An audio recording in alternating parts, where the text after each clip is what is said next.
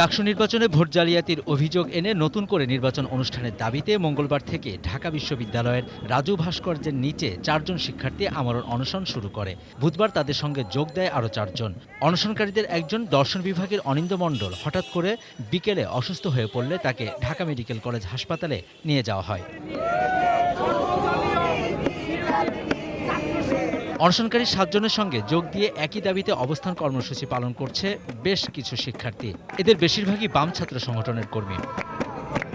ইতিহাস থেকে মুছে দিতে হবে এই কলঙ্কজনক নির্বাচনটা। কোনো প্রশাসনিক আশ্বাস আমরা পাই নাই। যত তাড়াতাড়ি সম্ভব পুনর্তফসিল ঘোষণা করে সুন্দর সুষ্ঠু নিরপেক্ষ পরিবেশে পুনর্নির্বাচন দিতে হবে। ক্লাস টাস করার দরকার নাই, কারণ কে ক্লাস নিচ্ছে সেটার উপর যদি আমি ন্যূনতম ভরসা রাখতে না পারি যে ওনার মোরালিটি আছে নাকি নাই, তাহলে আমি ক্লাস করবো কেন?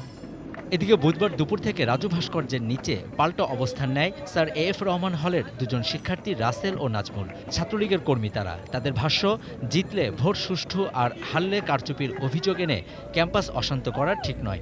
নির্বাচনের আগে বর্জন কইরা ফলাফল নিজেদের পক্ষে গেলে ওইটা মাইনে নিচ্ছে, অন্যটা মাইনে নিচ্ছে না। এটা আমরা চাই না। আমরা চাই একটা শান্তিপূর্ণ ক্যাম্পাস। কোনো ধরনের অরাজকতা যাতে না হয় এবং বিশ্ববিদ্যালয়ের স্থিতিশীল পরিবেশ যাতে বিনষ্ট না হয়।